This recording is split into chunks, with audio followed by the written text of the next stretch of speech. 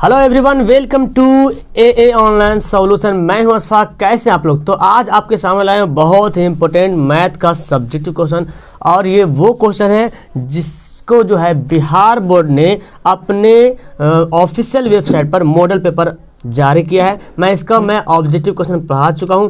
आपको वीडियो के लास्ट में वो वीडियो मिल जाएगा, यानी कि जैसे ये वीडियो लास्ट होगा ना, तो लास्ट में वो वीडियो का वहाँ पे नोटिफिकेशन मिलेगा, आप उसको देख लेना। नहीं तो फिर आप जाओ तुरंत, आज सुबह क्लास चली थी उसको जरूर देखना याद से, ठीक है। और हम अब करेंगे यहाँ पे सब्जेक्टिव क्वेश्चन का ऑपरेशन, तो धीरे धीरे करेंगे, एक ही वीडियो में तो सारा करना इम्पॉसिबल है। मैं इसमें 10 क्वेश्चन लाया हूँ, ये सब के सब 2 नंबर है, 10 दूना 20 नंबर आपको मिलेगा, ठीक है। तो चलो स्टार्ट करते हैं, वीडियो को शुरू से लेकर आखिर तक देखना। और हाँ, आप किसी भी बोर्ड से हो तो टेंशन नहीं है, ठीक है। आप भी इस क्वेश्चन को बनाने की कोशिश करो, बिकॉज आपके बोर्ड में भी मैथ का सिलेबस सेम ही है, ठीक है। कुछ कुछ आगे पीछे हुआ, लेकिन सारा कुछ सेम है। तो चलिए स्टार्ट करते हैं। सबसे पहले सवाल यहाँ पे देखो, ये संख्याओं 72 तथा 120 का लासा निकालना है, मतलब एलसीएम निकालना है अभाज्य गुणनखंड विधि से। कैसे निकालना? अभाज्य गुणनखंड विधि। अभाज्य गुणनखंड विधि मतलब समझ रहे ना, एचसीएफ के हिसाब से निकालना है। तो पहले 72 और 120 का अभाज्य गुणनखंड करना पड़ेगा, फैक्टर करना पड़ेगा। तो हम देखते हैं 72 का फैक्टर करेंगे यहाँ पे, तो काट लेते हैं इसको। 36 दूना 72, 18 दूना 36, 9 दूना 18, 3 3 ये आ गया हमारा। फिर यहाँ पे कर लेते हैं 120 का भी कर लेते हैं।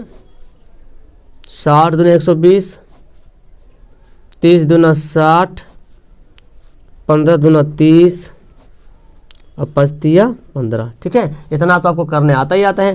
तो अब यहाँ पे क्या बचा कि 72 का जो फैक्टर आया है, कितना आया? 2 गुना 2 गुना 2 गुना 3 गुना 3।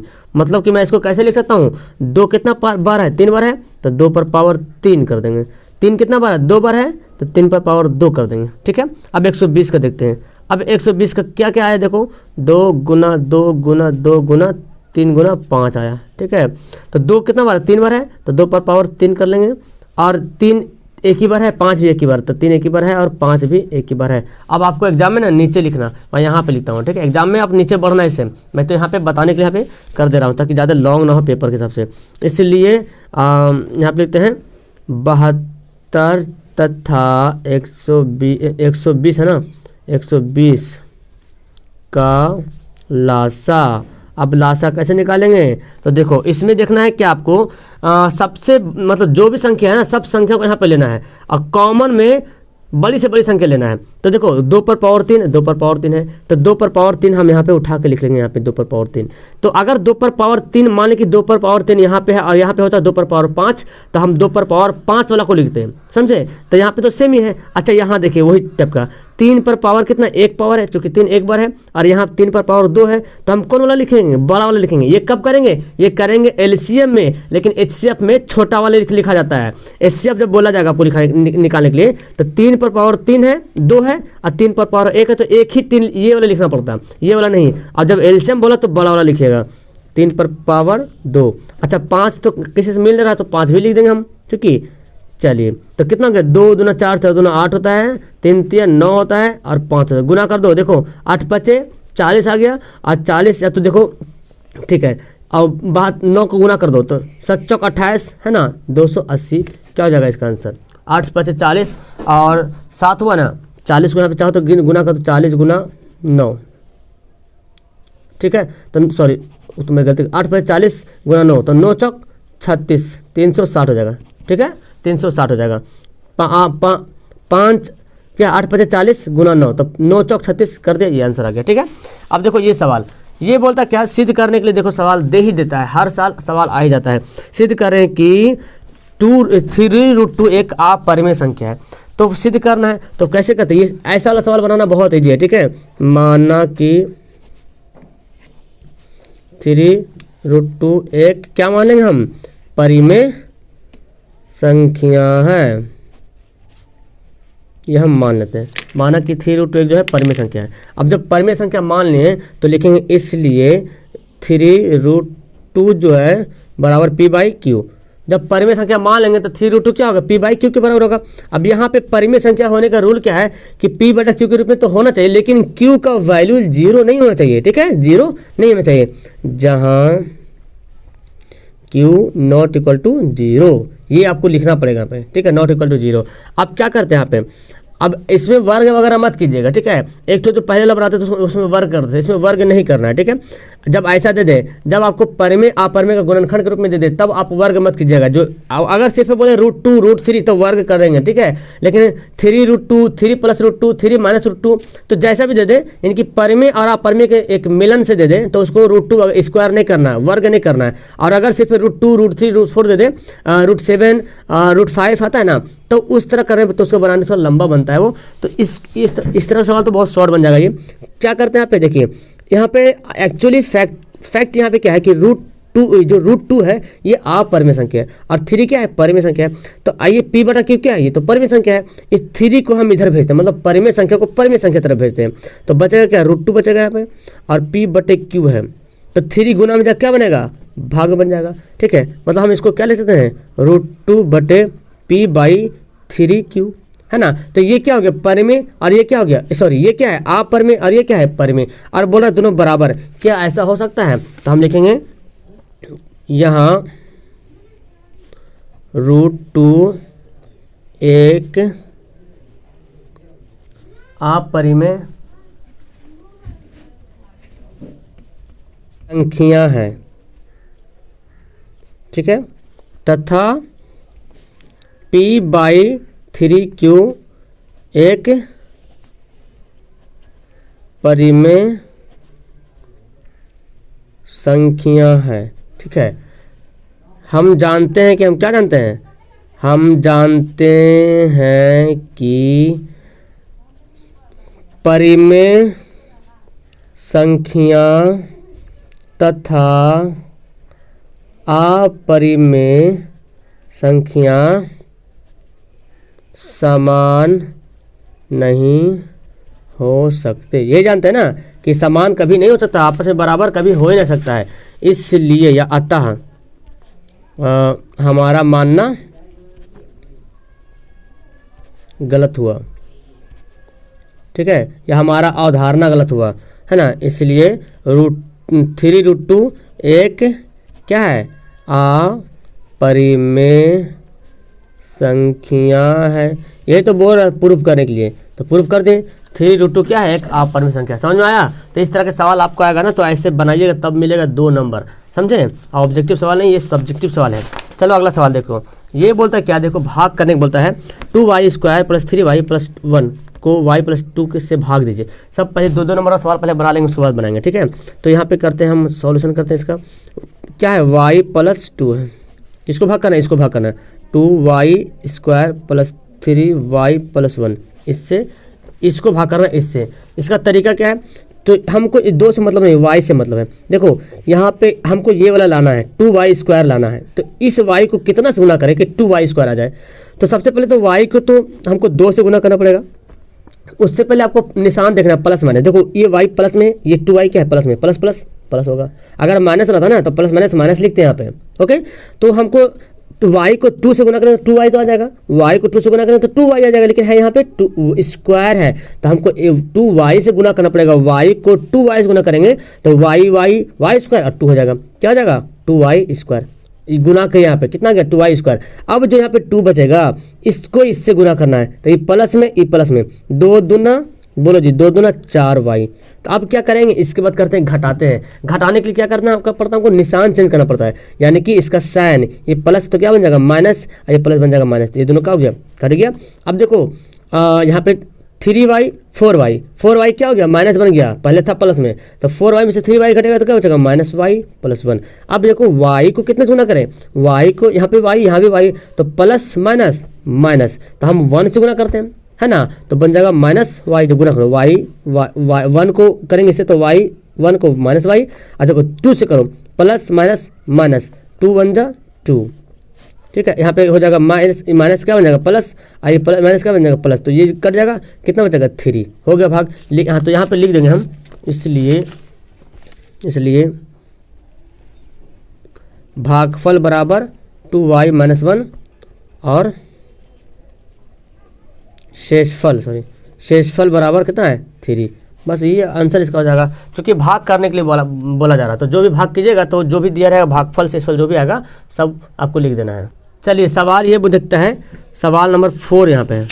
सवाल नंबर 4 है, बोलता अल्फा, यदि अल्फा तथा बीटा बहुपद क्यू जी एक्स जो है x square minus 7x plus 6 के शून्यंक है तो अल्फा प्लस बीटा का वैल्यू निकालो। तो वैल्यू निकालना बहुत ईजी है, आपको जानते हैं ऑब्जेक्टिव सवाल में ये सब आता है। और सब्जेक्टिव में ऑब्जेक्टिव सब्जेक्टिव सवाल में 2 नंबर वाला सेम है, ठीक है। खाली उसमें क्या टिक लगाना पड़ता है बना करके, इसमें बस डायरेक्ट बना के दिखाना पड़ता है कि किस तरह बनाते हैं आप है, ठीक है। तो यहाँ पे दिया हुआ क्या जी एक्स दिया हुआ है x square minus 7x plus 6 दिया हुआ है, ठीक है, ये दिया हुआ है। अब शून्यंक दिया हुआ है, शून्यंक अल्फा बीटा है, बहुपद के शून्यंक अल्फा तथा बीटा यहाँ पे दे दिया है, ठीक है। तो अब यहाँ पे हम इसमें a कितना है b कितना वो लिख लेंगे। यहाँ a बराबर कितना है 1, देखो a बराबर कितना एक्स स्क्वायर का a बोलते हैं, ठीक है, एक्स स्क्वायर जिसका गुना हो रहा है a का गुना हो रहा है एक्स स्क्वायर, और b बराबर कितना है -7 और c बराबर कितना है 6 हो जाएगा।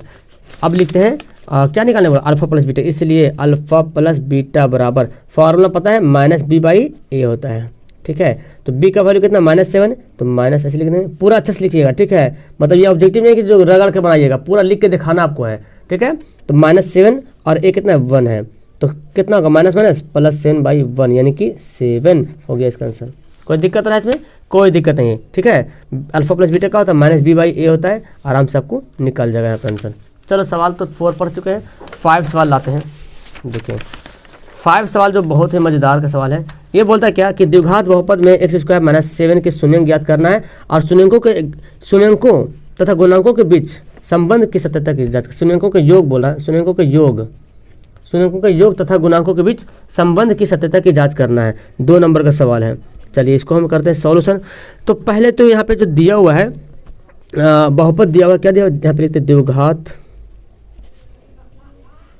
बहुपद, क्या दिया हुआ है एक्स स्क्वायर माइनस 7, ठीक है, ये निकालना है। तो हम इसको क्या करेंगे, इतना बराबर क्या करेंगे 0 कर देंगे, द्विघात बहुपद दिया हुआ है। अब इसका शून्यंक निकालने के लिए क्या करेंगे, ये एक्स स्क्वायर है, ये 7 इधर भेज देंगे तो प्लस 7 हो जाएगा, और एक्स से बराबर क्या हो जाएगा 7 का वर्गमूल, प्लस और माइनस में 2 तरह से होता है, ठीक है। इसलिए शून्यंक बराबर क्या हो जाएगा प्लस 7 और -√7, प्लस 7 और -√7, ठीक है। माना कि यहाँ पे लिखते हैं, माना कि शून्यंक अल्फा तथा बीटा यहाँ पे लिखते हैं, ठीक है, क्रमशः प्लस 7 तथा -√7 है, ठीक है। अब हम करना क्या, हमको सत्यता की जांच करना है, ठीक है। इसलिए यहाँ पे लिखते हैं, इसलिए सत्यता की जांच जांच, ठीक है। तो अब इस सत्यता की जांच करने के लिए हम यहाँ पे लिखते हैं यहाँ a बराबर कितना है वैल्यू। देखिए आप पढ़े बहुपद में, अभी बहुपद में क्या पढ़ते हैं, x square plus bx plus c पढ़ते हैं, ठीक है, यही पढ़ते हैं बहुपद में। तो a जो है हमारे एक्स स्क्वायर के गुणांक को a बोलते हैं और x के गुणांक को b बोलते हैं, और c होता है अचर पद। अब यहाँ बोलिए a कितना है, एक्स स्क्वायर का गुणांक कितना a है 1 है, तो आप लिखेंगे a बराबर 1, और b बराबर कितना है, तो x तो यहाँ पे गुणांक है नहीं, तो जब x गुणांक है नहीं तो फिर b का वैल्यू पता ही नहीं चल रहा, मतलब कि 0 है ना। तथा c बराबर कितना है, तो c जो है कितना -7 है, तो लिखेंगे -7। अब सत्यता की जांच करना है, इसलिए शून्यंकों क्या बोला, शून्यंकों के योग एवं गुणांकों के बीच का संबंध निकालना है। तो इसलिए शून्यंकों का योग फॉर्मूला जानते हैं, मतलब कि शून्यंकों के योग के लिए हम यहाँ पे लिख देंगे अल्फा प्लस बीटा बराबर, और फॉर्मूला भी इधर लिखेंगे, क्या होता है -b/a होता है फॉर्मूला। अब बोलो अल्फा प्लस बीटा, अभी मैंने मान लिया कि अल्फा को मैंने मान लिया +7√7 और बीटा को मान लिया मैंने -√7। तो यहाँ पे लिख देते हैं, यहाँ पे मैं लिख देता हूँ +√7 और ये बीटा यहाँ पे क्या है माइनस, तो प्लस माइनस क्या होगा, माइनस होगा -√7, और ये -b/a, तो b का वैल्यू कितना देखो 0 है और a का वैल्यू कितना है 1 है। अच्छा अब इसको घटाइए कितना आएगा, 0 आ जाएगा। अब 0 को 1 से डिवाइड कीजिए कितना आएगा, 0 आ जाएगा। इसको बोलते हैं समीकरण फर्स्ट। अब मैं यहाँ पे बनाता हूँ, ठीक है। आप एग्जाम में नीचे बनाना है, ऐसे कॉपी मतलब कंजूसी गिरी मत करना, कहीं पे बना देना तो गड़बड़ हो जाएगा, भद्दा टाइप का लगेगा। मैं थोड़ा आपको बताने के लिए बता देता हूँ। तथा अब क्या निकालना है, शून्यों का गुणनफल निकालना। गुणांक मतलब गुणनफल, शून्यकों का गुणनफल। तो गुणनफल क्या होता है, अल्फा इंटू बीटा, ठीक है, बराबर क्या होता है, C/A फॉर्मूला होता है। अब अल्फा इंटू बीटा, तो अल्फा को मैंने क्या माना था, √7 माना था प्लस में और गुना में। बीटा को क्या माना था, मैंने माना है √7, ठीक है। यहाँ पे C/A दे रहा, C कितना वैल्यू मैंने माना, देखो तो C कितना है, -7 है, तो लिखेंगे -7 और A का वैल्यू कितना 1 है। जब √7 को √7 से गुना करते क्या होता है, 7 होता है, अब प्लस माइनस माइनस, यहाँ पे देखो -7, तो समीकरण क्या हो गया, सेकंड। तो अब यहाँ पे देखते हैं दोनों स्थिति में क्या है, दोनों स्थिति में निकालते हैं समान आता है ना, दोनों स्थिति में संबंध क्या है, सत्य है। मतलब जो संबंध इसका है वही संबंध इसका है, जो संबंध इसका है वही संबंध इसका है। तो लिखेंगे अतः दोनों स्थितियों में संबंध सत्य है। इतना आपको लिखना पड़ेगा, ठीक है। तो आपको मिलेगा 2 नंबर। तो कुछ कुछ सवाल है जो आपको लिखना पड़ेगा, इतना बनाइएगा तब मिलेगा। चलिए ये सवाल देखते हैं। बोलता क्या, समदूरस्थ निकालना है, सॉरी ये हम निकालना के किस मान के लिए समीकरण का वैल्यू जो है मूल, वास्तविक तथा समान है। अब वास्तविक तथा समान तो जानते हैं, वास्तविक तथा समान क्या होता है। चलिए यहाँ पे हल करते हैं। यहाँ पे लिखा हुआ समीकरण लिखते हैं। समीकरण क्या दिया हुआ है, x² - 8x + k बराबर 0, ठीक है। तो यहाँ पे क्या बना, वास्तविक तथा समान, चूंकि यह मूल, तो चूंकि इसका मूल लिखेंगे, सॉरी इसका मूल, चूंकि इसका मूल यहाँ पे लेते हैं, चूंकि इसका मूल वास्तविक तथा समान है। तो जब मूल जब समान होता है क्या होता है, इसलिए b² - 4ac बराबर 0 होता है। ये ना होता है, जब मूल समान हो, वास्तविक हो और समान हो, तो ये फॉर्मूला होता है b² - 4ac बराबर 0। अब यहाँ पे हम लिख सकते हैं, यहाँ पे एक लाइन, तो यहाँ पे चाहो तो लिख सकते हैं a कितना है, b कितना है, बैठा सकते हैं यहाँ पे। तो b का वैल्यू कितना है, -8 है, तो -8 का स्क्वायर -4। a का वैल्यू कितना है, 1 है, 1। और c का वैल्यू कितना है, देखो c का वैल्यू कितना k है, तो k बराबर 0, ठीक है। तो 8 का स्क्वायर कितना होगा, 16 - 4k बराबर 0, ओके। और सॉरी 8 का 64 होगा, 64 होगा। तो अब क्या करेंगे, 4k को उधर ले चल जाते हैं, तो 4k हो जाएगा। अब k का वैल्यू कैसे निकालेंगे, 64/4। तो 4 से काटोगे, 4 एकम 4 और 4 छक 24, 16 चौक 64 होता है, इसलिए k बराबर 16 हो गया आंसर। क्लियर है। तो इस तरह से आप निकालेंगे मूल, जब समान वास्तविक समान बोला तो k का वैल्यू क्या हो गया, हमारा 16 आ गया, ओके। चलिए तो अगला सवाल बनाते हैं। अब देखो सवाल आपका 7वां सवाल आ गया। द्विघात समीकरण दिया हुआ है, इसको हल कर निकालना है, हल।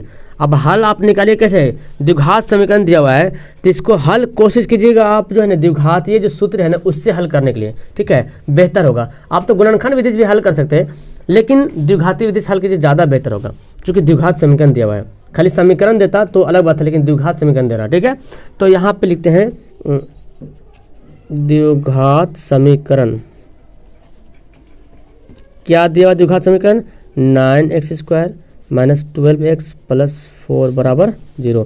तो अब यहाँ पे इसलिए a बराबर कितना दिया हुआ है, बोलो तो a बराबर 9 दिया हुआ है, क्योंकि x² को बोलते हैं a, और b बराबर कितना दिया, -12 दिया है, और c बराबर कितना दिया है, 4, ठीक है, ये दिया हुआ है।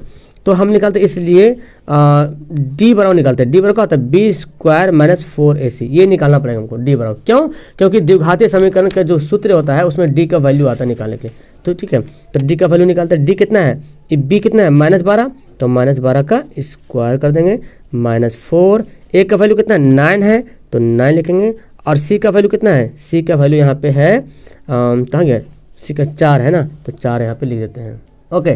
तो ये कर लिया। अब देखो 12 का स्क्वायर कितना होता है, 144, अब माइनस प्लस भी होता है। अच्छा देखो 9 चौक 36, 36 चौक कितना होता है, 36 चौक भी होता है, 144 होता है, 36 को 4 से गुना करो, 6 चौक 24, 36 12 13 14। आप यहाँ पे रफ मत करना, ठीक है। आप जो मैथ बनाओगे ना तो सबसे लास्ट कॉपी, सबसे लास्ट पेज में ना एक पेज रफ के लिए कर देना, ऊपर में लिख देना रफ, और पीछे लास्ट में रफ करना, सबसे लास्ट पेज में, ठीक है। तो कितना हो जाएगा 144 बराबर 0, ठीक है। तो डी का वैल्यू कितना आ गया 0, इसलिए x से बराबर, सूत्र के बराबर से निकालते x से बराबर क्या होता है minus b plus minus over root d by 2a, ये सूत्र होता है। तो हम निकालते हैं माइनस बी का वैल्यू कितना दिया हो -12, यहाँ पे लिखते हैं -12, अच्छा यहाँ पे लिखते हैं -12 प्लस माइनस, और डी का वैल्यू कितना आया 0 आया, ठीक है। बैठा लेते हैं 2 इंटू ए का वैल्यू क्या है 9 है, ठीक है 9 यहाँ पे कर लिया। अब यहाँ पे क्या करेंगे माइनस माइनस प्लस 12, अरे तो 0 का तो कोई वैल्यू नहीं रहा, खत्म हो गया, 9 दूना 18, मतलब कि 12/18, ठीक है 12/18। तो यहाँ पे क्या आ गया काट दो, 6 दूना 12, 6 3 18, ठीक है, इसलिए x से बराबर 2/3। ओके, तो यहाँ पे आप देखो 0 प्लस, अब चाहो तो इसको रख सकते हो, नहीं रख सकते हो। तो 0 में 12 एक बार घटाओगे या जोड़ोगे तो 12 ही आएगा, ठीक है। तो अब यहाँ पे कितना हो गया 2/3 दोनों शून्य जो है 2/3 हो जाएगा, ठीक है। इसका आंसर क्या हो जाएगा ऑप्शन, मतलब इसका आंसर होगा 2/3। ओके, अब देखो ये सवाल तीसरा नंबर, 8वां नंबर सवाल देखो। 8वां नंबर सवाल क्या होता है, समांतर श्रेणी के प्रथम 20 पदों का योग निकालना है। समांतर श्रेणी दिया हुआ, प्रथम 20 पदों के योग निकालना है। तो योग कैसे निकालेंगे, तो सबसे पहले तो यहाँ पे समांतर श्रेणी दिया हुआ है, समांतर श्रेणी क्या दिया हुआ है 2 5 8 11, ठीक है 20 पदों, प्रथम 20 पदों के, तो मतलब यहीं से निकालना है, ठीक है। तो अब इसको क्या करें, यहाँ पे ए दिया हुआ कितना, ए दिया हुआ है यहाँ पे 20 पदों तक, ठीक है। ए का वैल्यू कितना, शुरू वाला जो होता है ए होता है, ठीक है। और डी क्या होता है, इन दोनों का डिफरेंट, मतलब 5 - 2 कितना गया 3, यहाँ भी डिफरेंट करोगे 3 आएगा, यहाँ भी डिफरेंट करोगे 3 आएगा। और 20 पदों बोले तो n बराबर दिया हुआ है 20, ठीक है 20 पदों बोले तो n दिया हुआ है, इसलिए क्या निकालना है योग निकालना है ना। तो एस एन लिखते हैं, एस एन बराबर क्या फॉर्मूला होता है n/2 into 2a plus n-1 into d. तो एस एन बोलना है, तो एन का वैल्यू कितना हुआ है 20, तो हम S20 लिख देते हैं 20/2, 2a का वैल्यू कितना है 2 है, प्लस 20 - 1, और डी का वैल्यू कितना है 3 है। बस वैल्यू पुट कर दो, देखो भाग करें कितना है, काटेंगे कितना आएगा 10 आ गया, 2 दूना 4 प्लस 20 में से घटेगा 19 गुना 3, मैं आपको पूरा डिटेल से बता देता हूँ। 10 यहाँ पे क्या करेंगे 4 प्लस 19 57 होता है, 19 का 19 से 57, ठीक है। और यहाँ पे S20 बराबर क्या बनेगा 10 गुना 57, 4 जोड़ो 7 4 11, यानी कि 61 है ना, 7 4 11 5 61 हो गया, ठीक है। तो क्या हो गया S20 बराबर क्या हो गया 6 61 से गुना करो तो कितना होगा 610, ठीक है। इसका क्या हो जाएगा, इसका ये सही आंसर हो जाएगा। ओके, तो इसका ये आंसर हो गया, ठीक है। कितने मजे से हम लोग पढ़ लिए आराम से, है नहीं। इसी तरीके से मैं आपको सारा सवाल हल करवा दूंगा जो मॉडल सेट में आया हुआ है। बाकी तो अपना जो काम है चल ही रहा है ना, लेकिन पहले मॉडल सेट को पहले प्राथमिकता दे रहा हूँ, ताकि वो हो सकता है बच्चे उसमें कन्फ्यूज हो जाए, नहीं बना पाए, तो मैं पहले उसको पहले क्लियर कर देता हूँ, ठीक है। तो पहले तो अभी 8 सवाल हुआ, 2 सवाल अभी और बाकी हमारा है, 2 सवाल अभी और बाकी, इसको देखते हैं कैसे बनाना है 2 सवाल। अब देखो सवाल नंबर 9, 10 तक पढ़ेंगे, वीडियो को लास्ट करेंगे, फिर हम लोग धीरे धीरे पढ़ लेंगे, टेंशन मत लो। एक ही वीडियो में बनाना इम्पॉसिबल है बताना, ठीक है। उस समांतर श्रेणी का पदांतर ज्ञात करें जिसका 11वां पद 38 और 16वां पद 73 हो। समझ में आ रहा कुछ, आपको कुछ भी समझ में आ रहा तो लाइक का बटन बगल में दिया हुआ है, एकदम कंजूसीगिरी मत करना, लाइक बटन दबा ही देना, ठीक है। चलो, और जब मॉडल पेपर में सवाल दिया हुआ है बिहार बोर्ड का, मतलब ऑफिशियल मॉडल पेपर है ये, तो मतलब क्या हुआ, मतलब ये हो कि एग्जाम में टपक जाएगा, ठीक है। चांसेस ज़्यादा है, तो क्यों छोड़ेंगे यार, टपके या ना टपके। हालांकि आपको तो बनाने के लिए आता ही है, लेकिन फिर भी बनाना जरूरी है ना, उसको प्राथमिकता देना जरूरी है। उस समांतर श्रेणी का पदांतर ज्ञात करना, मतलब डी निकालना है, पदांतर बोले तो डी निकालना है, जिसका 11वां पद 38 तथा 16वां पद 73 है। तो हम क्या निकालना है 11वां पद 38, तो हम इसको कैसे लिखेंगे 11वां पद, जब 11वां पद बोल रहा 38 है, 11वां पद 38 है, तो 11वां पद 38 है, तो क्या लिखेंगे यहाँ पे 11वां पद मतलब T11 है ना, 11वां पद 38 मतलब T11, मतलब n बोल रहा n, क्या फॉर्मूला होता है, a plus n minus one into d. तो एन का वैल्यू कितना दिया, 11, 11 माइनस वन इंटू डी। ठीक है, तो यहाँ पे क्या हो रहा है, टी 11 बराबर क्या बना, ए प्लस कितना हो जाएगा 10d। समीकरण फर्स्ट कर दिया। ठीक है, बोला ना 11वां पद 38 है, 11वां पद 38, अच्छा यहाँ पे लिखेंगे, सॉरी यहाँ पे लिख देंगे 38, 11वां पद कितना है 38 है, तो टी 11 लिख दिया, टी 11 और मतलब 11वां पद कोई श्रेणी है जो 11वां नंबर पे जाके 38 आता है, तो एन हमारा 11 पता चल गया और 38 क्या है, ये टी एन हो गया, 38 है, तो मैं यहाँ पे 38 लिख दिया हूँ। ठीक है, इसको चाहूँ तो और अच्छी तरीके से अरेंज करके चलो रहने देते सी। तथा क्या बोलता है, 16वां पद 73 है, 16वां पद 73 है। ठीक है, तो जब 16वां पद 73 है तो इसलिए क्या करेंगे यहाँ पे, टी 16 बराबर क्या होता है, a plus n minus one into d. तो एन के यहाँ पे कितना है 16, 16 माइनस वन इंटू डी। ठीक है, अब देखो 16वां पद कितना दे रहा है, 73 दे रहा, तो 73 यहाँ पे लिख देते हैं, ए प्लस 16 में से घटेगा तो 15d। समीकरण सेकेंड, तो दो समीकरण बन गया। अब दोनों समीकरण को करते हैं, हल करते हैं। ठीक है, बराबर करते हैं समीकरण फर्स्ट तथा सेकेंड से। फर्स्ट क्या है देखो, ए प्लस, हम इसको ऐसे लिखते हैं ए प्लस, अच्छा ए प्लस 10d बराबर क्या लिखे 38, हम ऐसे लिख सकते हैं ना, कोई दिक्कत नहीं। और फिर क्या है, ए प्लस 15d बराबर कितना है 73 है। क्या करेंगे, दोनों को घटा देंगे, तो घटाएंगे तो ये प्लस बन जाएगा माइनस, प्लस बन जाएगा माइनस, ये प्लस बन जाएगा माइनस, ये दोनों खल्लास। यहाँ पे कितना आएगा, 15 में से 10 घटेगा तो -5d। और यहाँ देखें 73 में से घटाइए 8, तो 13 में से 8 घटेगा, 8 5 13, 5 बचेगा, और 6 में से 3 घटेगा तो कितना बचेगा, 3 बचेगा माइनस में।